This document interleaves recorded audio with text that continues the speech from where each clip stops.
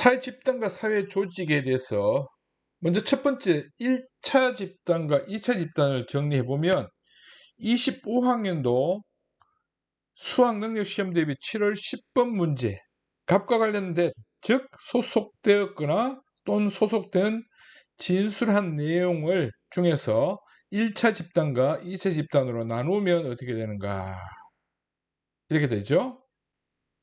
네모 기업, 동그라미 건설 재무팀, 세모전자회계팀, 노동조합, 시민단체, 기업 교육 전문업체, 독서동호회, 산악회, 배드민턴 클럽 이런 것들 거의 대부분이 2차 집단일 가능성이 높죠. 그런데 1차 집단과 2차 집단은 그 비중의 차이 1차 집단이면 2차 집단 아니다 이게 아니라 1차 집단의 성격이 있으면서 2차 집단의 성격도 있다. 어느 것이 더 강하냐 이게 중요합니다.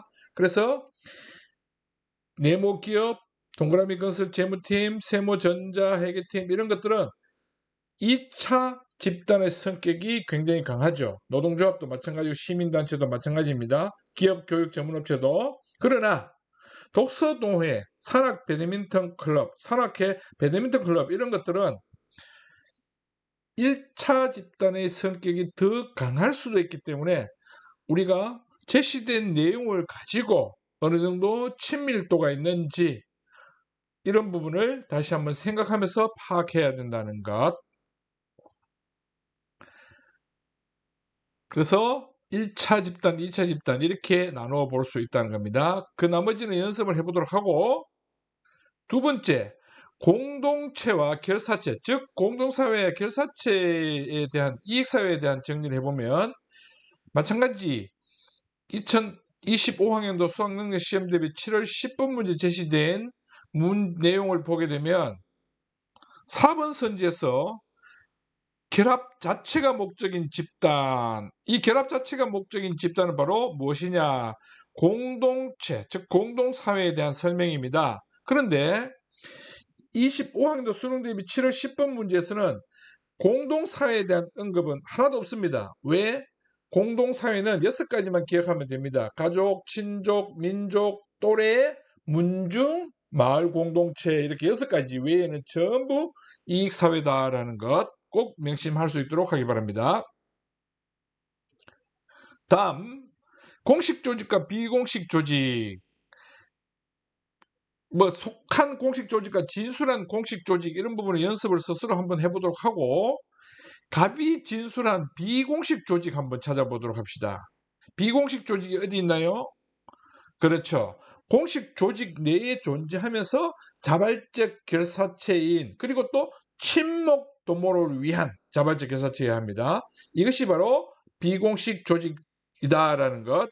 독서 동호회, 산악회, 배드민턴 클럽 이런 것들이 바로 갑이 진술한 비공식 조직이다라는 것. 마지막으로 자발적 결사체.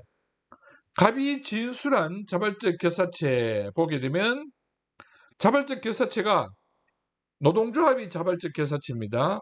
시민단체도 자발적 결사체고 독서동호회, 산악회, 배드민턴 클럽 이 모두가 다 자발적 결사체다. 그 중에 단순 자발적 결사체도 있고 비공식 조직도 있다는 것도 또 구분해야 됩니다. 비공식 조직이라는 것은 공식 조직 내에 위치하면서 친목 도모를 위한 자발적 결사체다라는 것. 집단의 특수이익을 추구하기 위한 자발적 결사체이고 공동체 발전을 위한 자발적 결사체입니다. 그래서 세 가지 유형으로 나눠진다는 것도 같이 염두에 두면서 공부할 수 있도록 하기 바랍니다.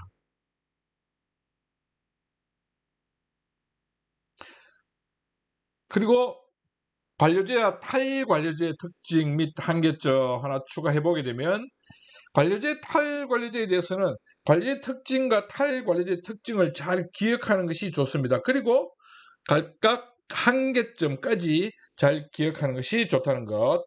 이런 점만 잘 기억하고 있으면 관료제, 탈관료제에 대한 시험 문제는 크게 어려울 것이 없습니다.